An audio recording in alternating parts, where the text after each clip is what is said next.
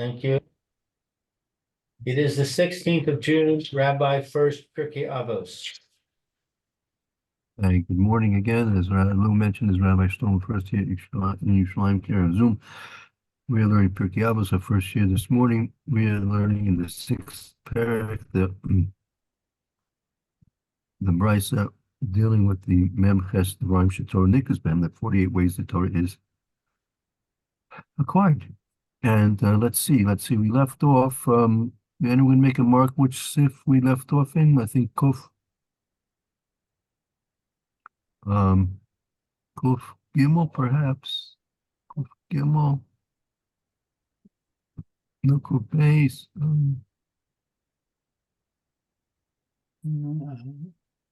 I don't have a mark. Sorry.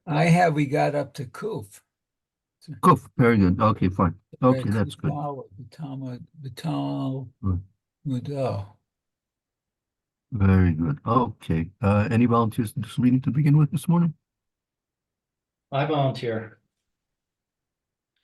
So it's Kuf Min Ha Kavod, from honor. Af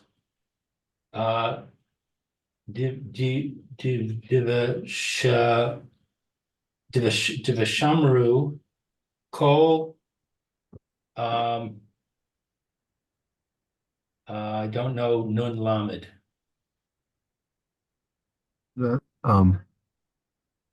After the Amru Kol Haniskalael, even though that we mentioned everything before. Niska Lael, Niska mentioned Lael above.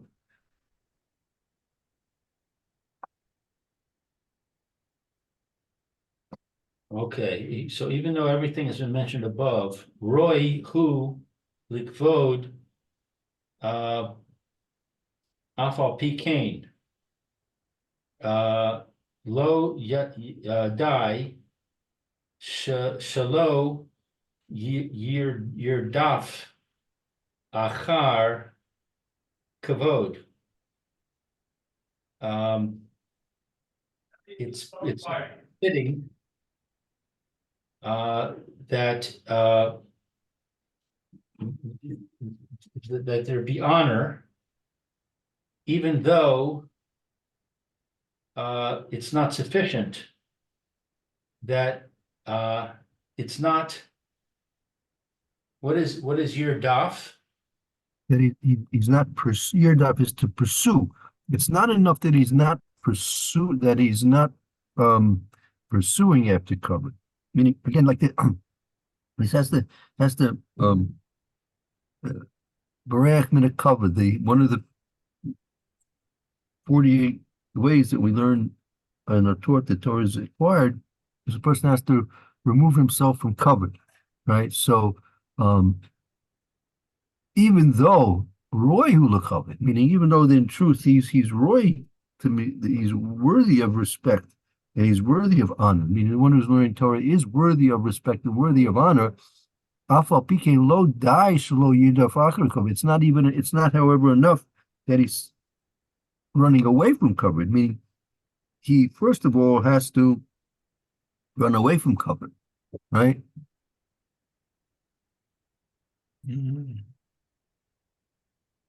Okay, but that's not enough. Even if he runs away from covet, it's still not sufficient. Right, Alpha Pikain Lo Die Shalo Yirdaf Ari, even though it's not that he simply runs away from covet. No.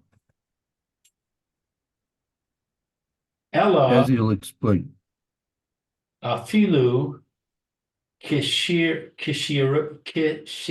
Yirtze Bina Likvodo. Rather, even if he wants, what is Nun Aleph? Even when people want to honor him, even when people want to honor him. Yarchik, uh, I don't know these abbreviations. What's olive, iron? Right. Yarchik es atzmo. He should es atzmo himself. He should remove himself, man. He should remove himself from those people.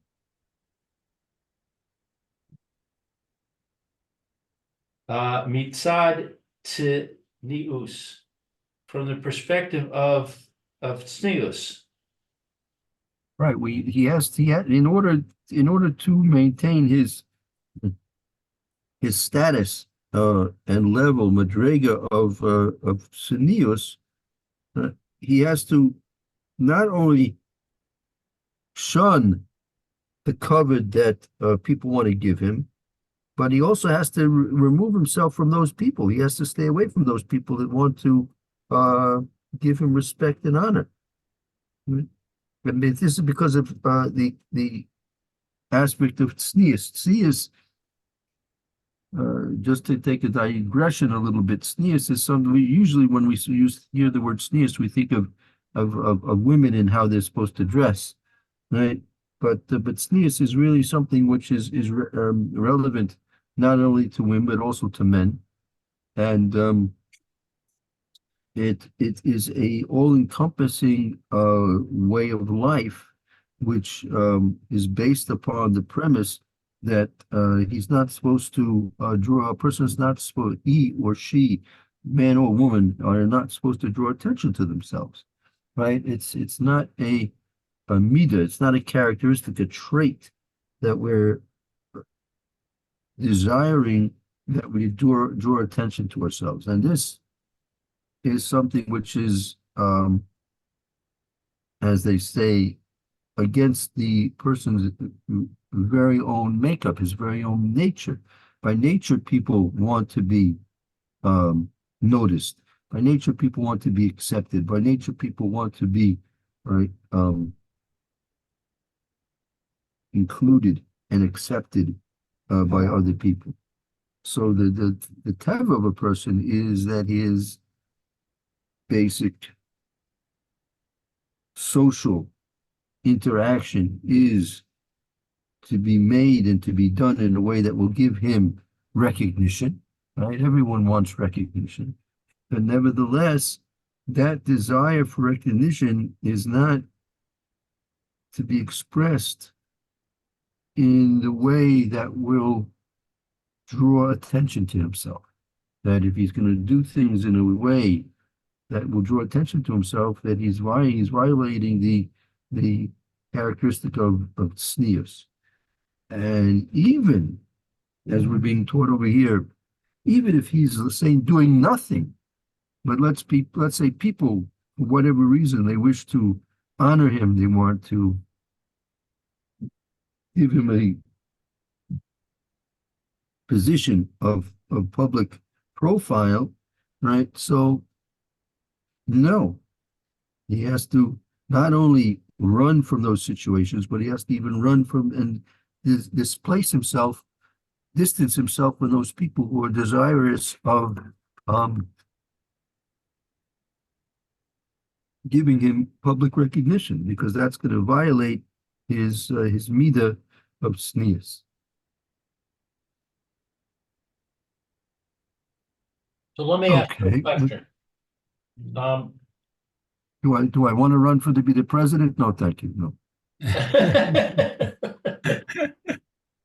I was the president of the board of a Orthodox Jewish day school, Right. elementary school. Right. I was the president for 6 years. Right. At some point during my presidency, but each year we had a banquet, and in the banquet we had an honoree, Right. and the honoree was, to a certain extent, the focus of the banquet. Although there's a program which the honoree was a small part. Mostly it was about the school. Right.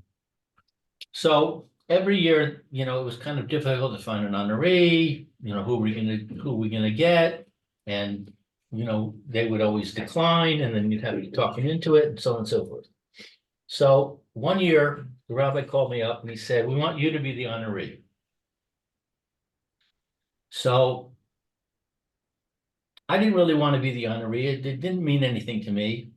It wasn't something I desired.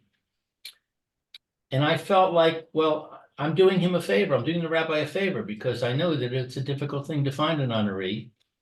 And I'm doing the school a favor by filling in that role. So I said yes. Right. Was that wrong? Uh, I would say no. Uh, it could have been maybe. I mean, maybe you're like, let's put it this way, no, learning what we're learning now, like what should you do in that case, what should you do in a case like that, knowing what you're learning now, meaning you may not have known these things when you were in that situation, and like, so whatever, I mean, the thoughts of being helpful for the school and saving them the trouble of trying to find somebody else and all these things, I mean, those are very valid considerations, right? Valid considerations. So so really, what in light of what we're learning now, when such a situation does develop, I mean, the very least is that a person should realize that there's a question here, right? That maybe not, maybe in spite of all the good considerations for the benefit of the school and saving the dinner committee the trouble and then the wasting of time to try and find somebody else and all the other things that might be relevant in those aspects. So, but still, maybe a person should be more selfish for himself in terms of, is it more beneficial for me in terms of my character development to, in this case, be bereach from covered or not. So therefore, in light of what we're learning now in that situation, it would probably be worth a shaila, worth, to speak it over with some das Torah, then and then you're safe, right? You're safe if you discuss it with someone who's knowledgeable about these considerations. Then you're safe, right? But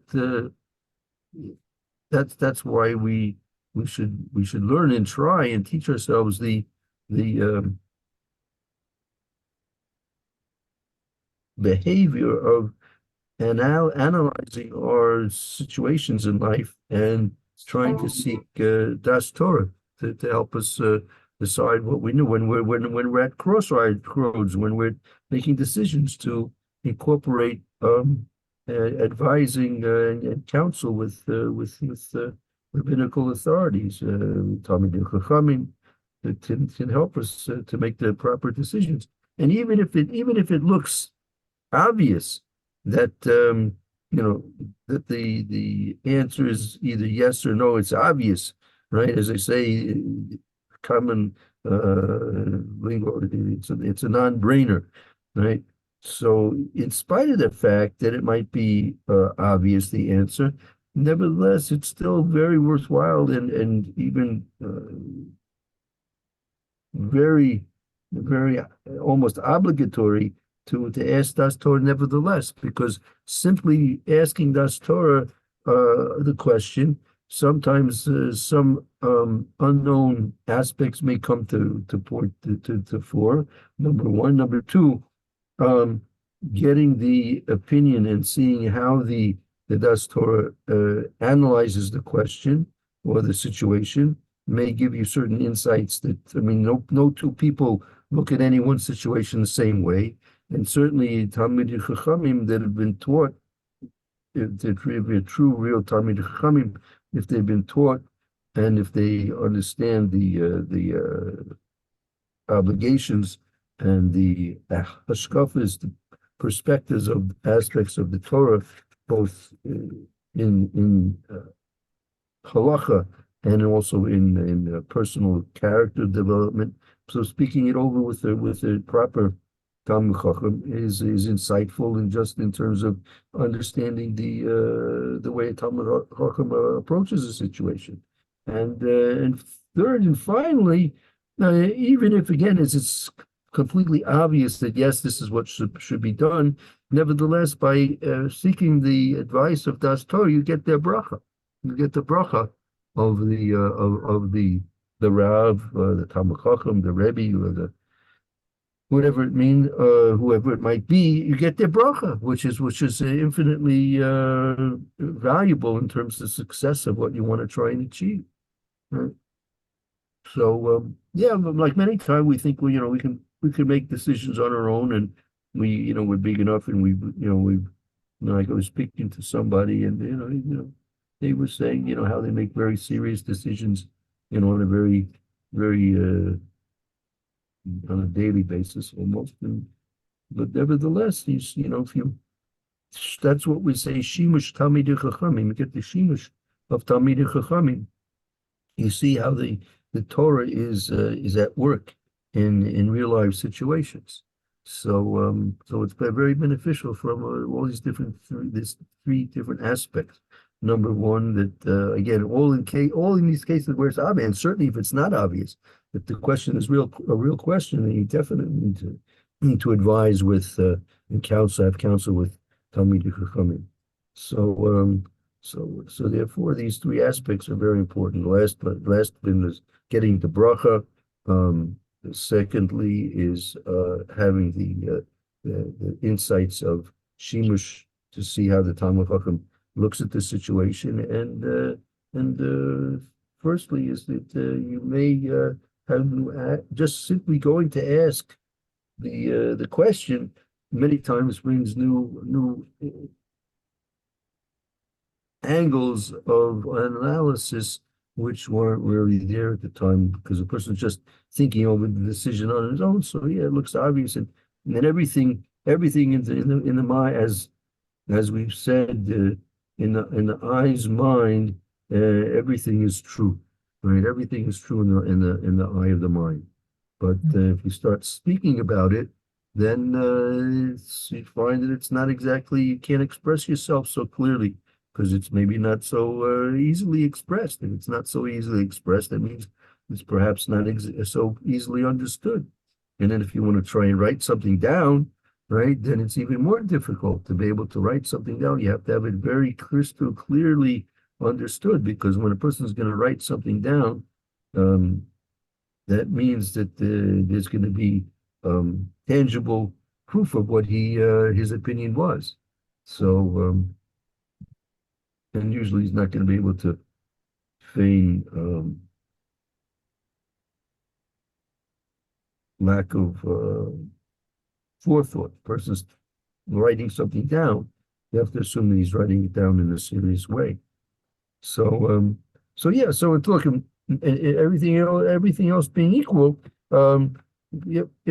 those considerations for the dinner committee and the necessity for the school and things like this probably could be reasons why a person should maybe forego this opportunity to be covered, but on the other hand, maybe not.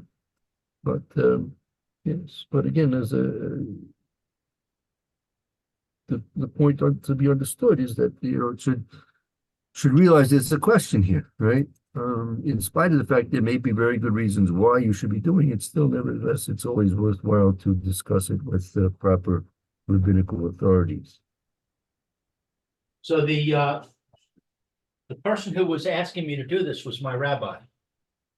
He wasn't just the rabbi of the school, but he had been my congregational rabbi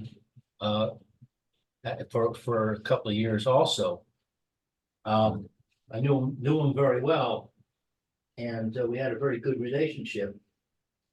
So, are you saying I should have gone to somebody else, some other rabbi, to get a second opinion? I'm not. I mean, maybe. I'm not saying you're obligated to go to a second opinion, but let's go back those many years to, and let's say you get the phone call is, in 10 minutes from now, when we take our break, you're going to get the phone call from this rabbi, and he's going to say the same thing. So you could say, well, I've been just learning with Rabbi Shlomo Furst here in Yerushalayim on our Zoom this year, and he's been telling me all about these things. So well, what do you think? Do you think I really should? Because again, there's always two things. There's like what we call halacha, and there's halacha lemaisa, meaning even when you come to we learn, this is basically hashkafas that we're learning here, hashkafas and perspectives. So yeah, but even when you come to halacha, there's halacha, and then there's halacha lemaisa, meaning the halacha could be like this and this, meaning according to the book, this is what it's supposed to be. But halacha lemaisa, meaning when it comes to the realized situation, it could be somewhat different than the halacha according to the book. Right? So even if your own rabbi is asking you, but you can I'm not I'm not saying to challenge him, but you can question, you can say, well, I've been learning about this idea, Barek Menakavod, and it's just I see this as a very big test. Hashem is testing me because I'm just learning about this way of life now, and it seems that Hashem's testing me. So maybe my test is to decline the honor, and so he could ask you, Rebbe, what do you think? Do you think it's I'm trying to work on this. Maybe it's a good opportunity to work on it, and maybe he'll agree, maybe he won't agree. You never know. But again, in a nice way, you could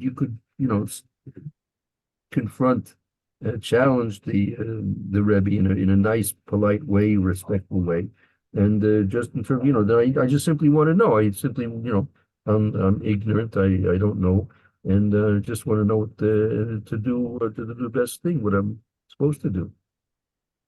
But and also going to get a second opinion, you could say, well, give me please give me a day to think it over, and I'll get back to you in by the next morning or something like that. That could be valid as well. Then you could check around and ask. I mean, there's another makom she'ein ish hishtadel lios ish, when in a place where there's no man, so you should be mishtadel to be a person. You should be right. That's a Mishnah in Avos, right? We had that before, correct? Right? Makom she'ein ish hishtadel lios ish. Let me a reference to. I think is it in the fourth parak? Let me think. I'll try to look it up. Um,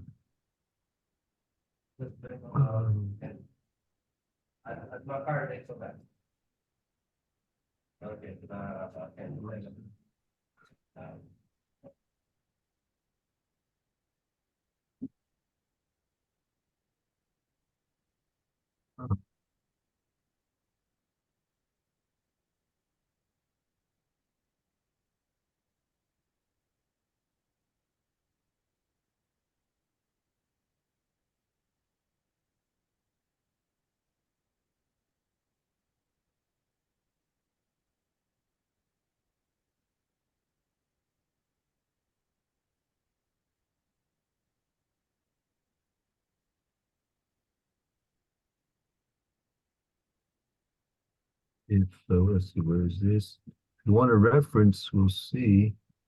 It's in the second parak of Avos. I don't know if you have um, a standard edition of Avos. I can think if you have a siddur, sometimes it's in the back of the siddur by Shabbos Mincha time.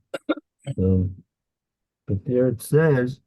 B'makom she'ein anashim mishtadel lios ish. Meaning that in my Mishnayos, it's the second parak, and it's numbered the fifth Mishnah.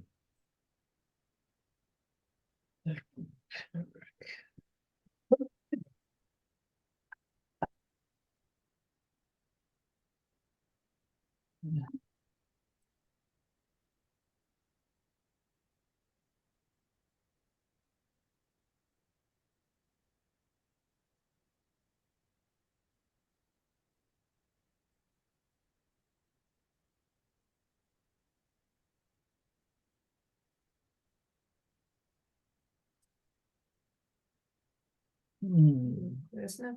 Yeah. Oh, okay. I went to Schefferbacher, but they didn't have butter there. Oh, okay. But when you go shopping, maybe you can get lox for tomorrow for. I'm trying to keep it. Okay. Okay, if you see it there, My class um, later. Okay.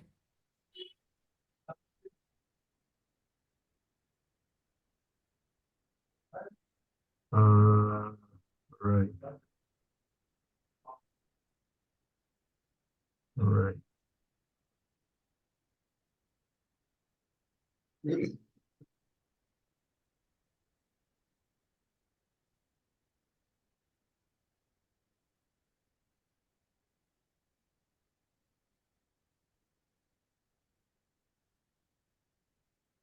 see, I'm trying to see what when we were learning, we learned that Mishnah, so we must have spent some time on that. But this is a classical case where you have one directive and you have another directive depending on the situation, right?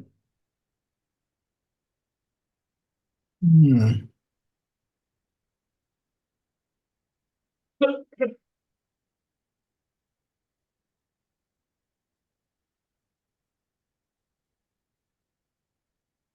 Okay, let's Okay, my turn? continue. Yeah, let's continue. Uh, Chiru, Hativ, Chesro Nosav.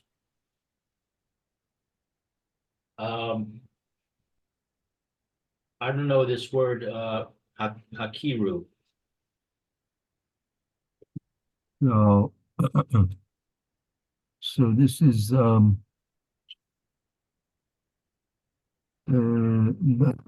Kiru Hativ Hesronosav. That because why? I mean, mitzad sneeze again. He's just saying yarchik esatzmo mehem. He should stay when he sees that people are trying to give him respect, even if in fact he's due to respect. Nevertheless, he should like avoid these people, right? Again, all in a very in a nice and polite way. He should avoid these people in a nice and polite way, because of tznius. Oh, but hakiro hetiv chasrona, because he should really he should recognize clearly hekiro, recognize hekiro.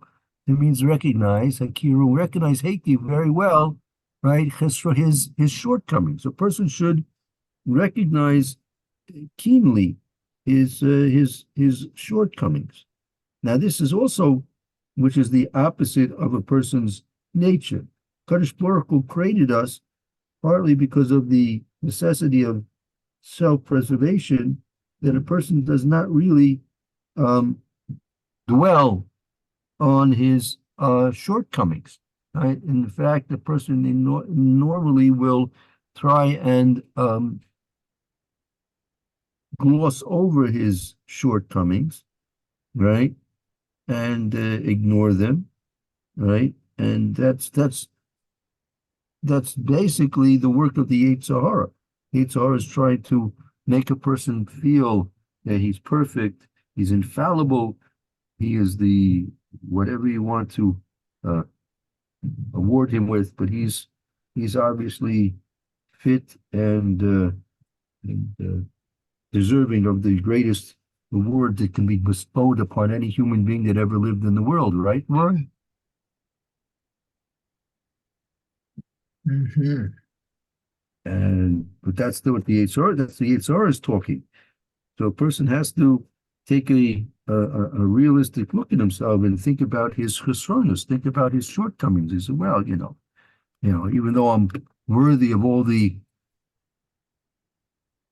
glory, honor, and applause and respect that any human being could have ever had in the whole of humanity's history, but nevertheless, if I really take a look at myself, I'm really not all that great, right?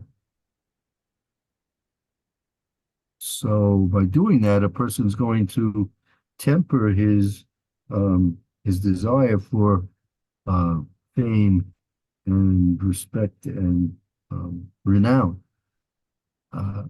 So therefore, when it comes to these people who want to honor him, he should really try and avoid them in the most and best possible way, because he's going to have a lot of uphill fighting to do if he's going to be in a situation where people will be giving him honor, respect, and renown. Very hard to fight against. Okay. Okay, so, V'yehi paloso le'enav tamid. So it should be, that he is, paloto, I'm not sure. Paloto. This is shiflosoi le'enav tamid. It should be that he is humble in his eyes continually. Should always be humble in his eyes continually. Al yidei zeh lavo nishbar bikirbo, and through this, his heart, I don't know, nishbar. Nishbar literally means to be broken. So we're not talking about the broken heart that the novelists in Hollywood portray as the broken heart. We're not talking about that kind of broken heart. We're talking his heart, meaning the haughtiness, the pride of his heart should be broken.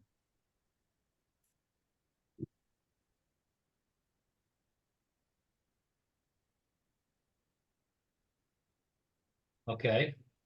Kaf Aleph.